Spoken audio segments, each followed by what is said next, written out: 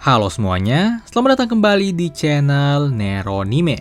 Di video kali ini kita akan melanjutkan pembahasan alur cerita light novel Jinsei Gyakuten volume kedua. Video ini adalah part keempat sekaligus part terakhir untuk pembahasan volume 2. Jadi pastikan kalian udah menonton video sebelumnya agar kalian dapat memahami alur ceritanya. Nah, di part terakhir kali ini cerita akan berfokus pada bagaimana nama baik Eiji akhirnya bisa dipulihkan. Oke, tanpa berlama-lama lagi, langsung aja kita mulai pembahasannya.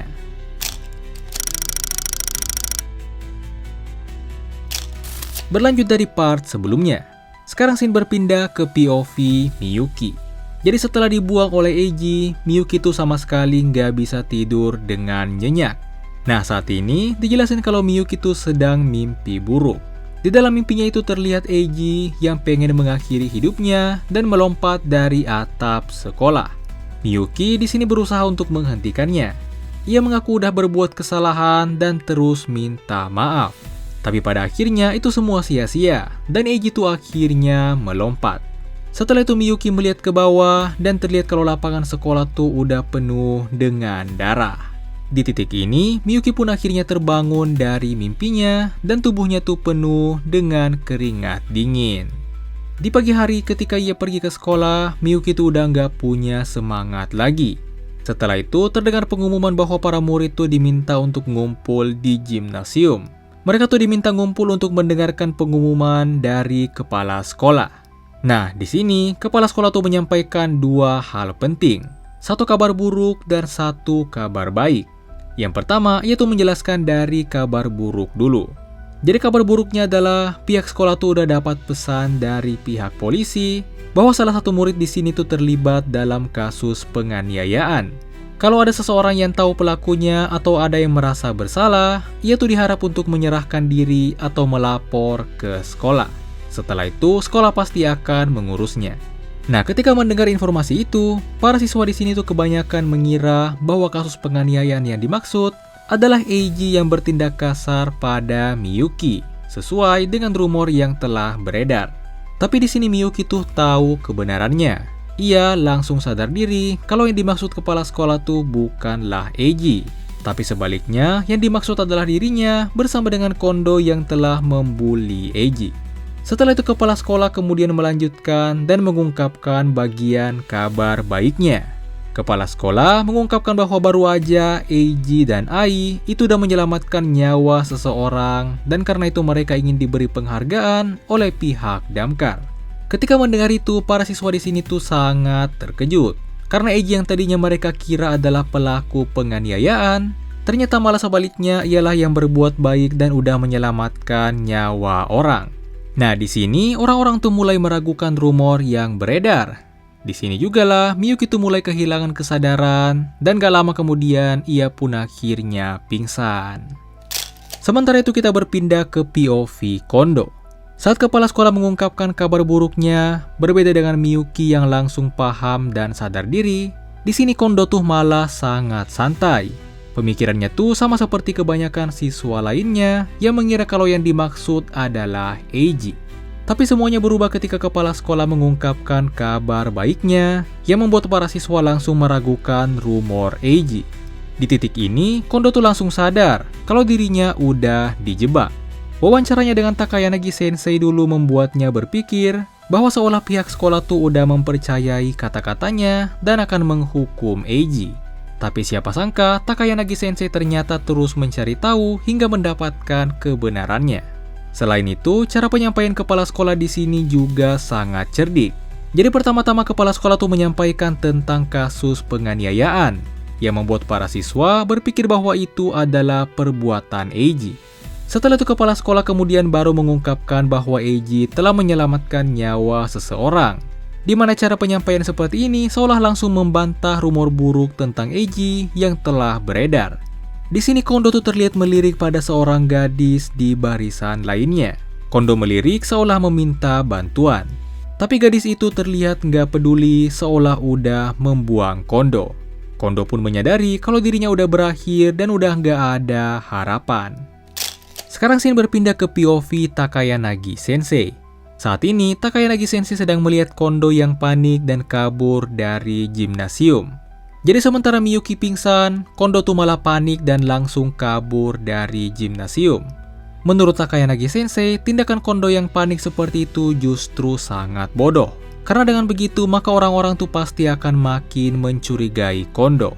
Takayanagi Sensei kemudian mengunjungi Miyuki yang saat ini udah dibawa ke ruang UKS. Gak lama kemudian, Miyuki akhirnya sadar.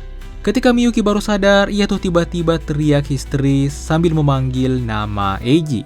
Seolah ia tuh baru aja mimpi buruk tentang Eiji. Takayanagi Sensei segera menenangkan Miyuki. Setelah Miyuki tenang, ia pun mengobrol dengan Takayanagi Sensei.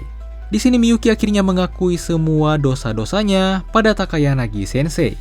Ia menjelaskan bahwa ia tuh sebenarnya udah selingkuh dengan Kondo, dan semua yang terjadi pada Eiji adalah salahnya. Yang berarti, semua pernyataan yang diberikan Miyuki saat diwawancarai oleh Takayanagi Sensei itu semua adalah kebohongan. Meskipun di sini tentunya Takayanagi Sensei itu udah tahu sejak awal. Nah, di sini Miyuki kemudian nanya apa yang akan terjadi padanya setelah ini. Takayanagi Sensei pun mengatakan bahwa Miyuki itu pastinya akan mendapatkan hukuman yang berat. Mendengar itu Miyuki pun menjerit dengan penuh keputusasaan. Setelah itu, Takayanagi Sensei kemudian keluar dari UKS dan menyerahkan sisanya pada Mitsui Sensei. Sekarang scene berpindah ke POV ketua klub sastra. Setelah melihat Kondo yang panik dan berlari keluar dari gimnasium, ketua klub sastra di sini tuh sedikit tersenyum seolah menikmati penderitaan Kondo. Ia berpikir kalau momen penderitaan Kondo di sini tuh sangat menarik. Tadinya Kondo juga sempat meminta bantuannya, tapi ia tuh mutusin untuk mengabaikan dan membuang Kondo. Ia berpikir bahwa tatapan Kondo saat meminta bantuannya tadi sungguh luar biasa. Intinya, di sini dijelasin kalau Kondo tuh seolah cuman alat atau mainan di mata ketua klub sastra ini. Ketika mainan bernama Kondo ini ketahuan dan akan rusak, maka ia tuh tinggal membuangnya. Setelah itu, ia kemudian mengatakan seolah ialah yang menulis kisah tentang Kondo ini, atau dengan kata lain ialah yang merencanakan semua ini. Dan di sini, ia tuh terlihat sangat menantikan kelanjutan dari kisah ini. Oh iya, buat kalian yang lupa, jadi di video sebelumnya tuh sempat di-mention kalau ketua klub sastra inilah yang awalnya sengaja ngenalin Miyuki pada Kondo, agar Kondo tuh bisa merusak hubungan Miyuki dan Eiji. Jadi emang benar sesuai dengan yang dijelasin di sini, kalau ketua klub sastra inilah yang sebenarnya biang keroknya. Nah lanjut, setelah itu di sini seorang junior dari klub sastra kemudian nanya padanya dengan khawatir. Junior itu bertanya apakah mereka anggota klub sastra tuh akan baik-baik saja. Karena seperti yang diketahui, anggota klub sastra juga ikut dalam pembulian Eiji. Ketua klub kemudian menenangkannya dan seolah mengatakan kalau ia tuh akan mengurus semuanya. Ketua klub berpikir kalau satu-satunya yang mengkhawatirkan sebenarnya adalah Hayashi yang kelihatannya ada di pihak Eiji sejak awal. Tapi di sini dijelasin kalau ia tuh bisa tenang karena ternyata ia tuh udah mengintimidasinya dan memastikan kalau Hayashi gak bakal macem-macem. Sementara itu scene berpindah ke POV anggota klub sepak bola.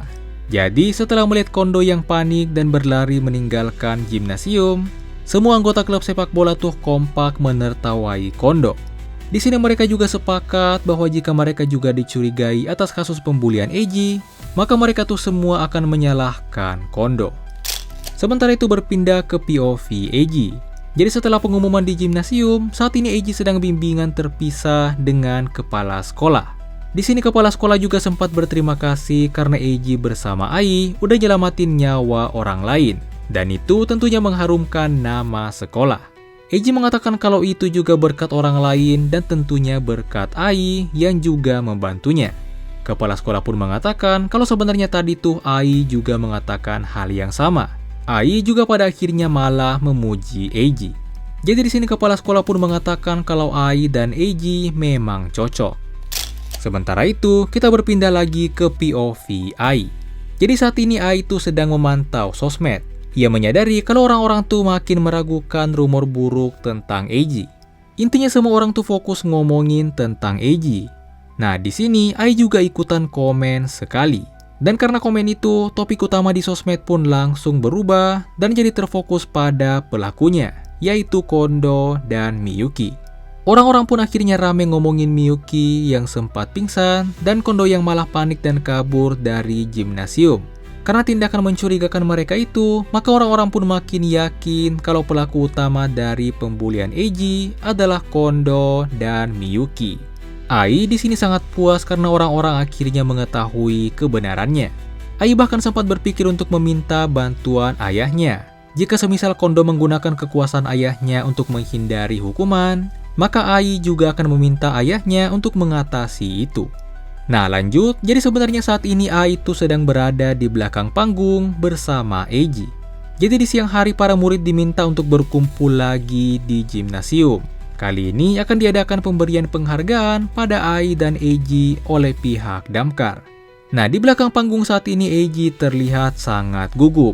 Menyadari itu, di sini Ai pun segera memegang tangannya dan menenangkannya. Jadi Eiji pun akhirnya bisa tenang.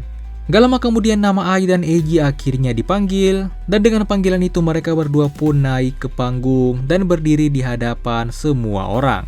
Setelah pihak damkar memberi penghargaannya, semua orang akhirnya tepuk tangan dengan meriah. Di momen ini, Eiji berterima kasih pada Ai karena udah percaya padanya. Sementara itu Ai juga berterima kasih karena Eiji telah menemukannya di atap waktu itu. Dan dengan begitu, mereka berdua pun di sini saling tersenyum.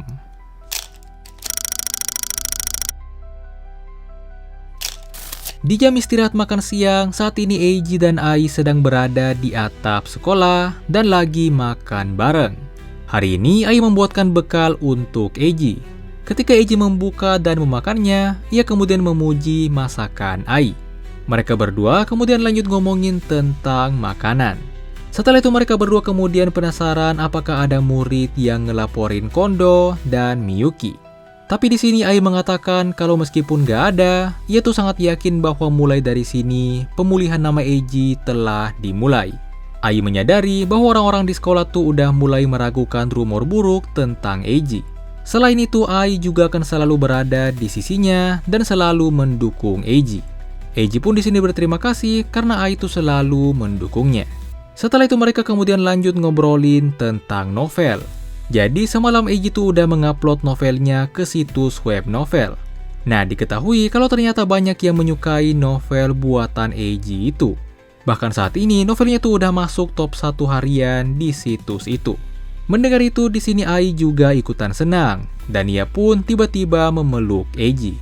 Tentunya Eiji di sini juga langsung meluk balik. Nah, berbeda dengan hari yang mendung dan suram ketika mereka pertama kali bertemu, hari ini atap sekolah tuh terlihat sangat cerah.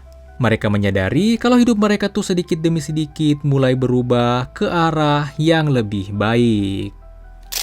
Nah, jadi mungkin itulah semua pembahasan volume kedua light novel Jinsei Gyakuten. Untuk saat ini, volume kedua ini adalah volume terbaru. Jadi untuk kelanjutannya kita harus nunggu volume 3-nya rilis dulu. Begitu volume 3-nya rilis nanti, tentunya kita akan langsung bahas kelanjutannya di channel ini. Nah, jadi mungkin itu aja untuk video kali ini. Terima kasih buat kalian semua yang udah nonton sampai di titik ini. Jangan lupa untuk like kalau kalian suka video ini. Dan jangan lupa juga untuk subscribe agar kalian gak ketinggalan video terbaru. Dan sampai jumpa di video berikutnya.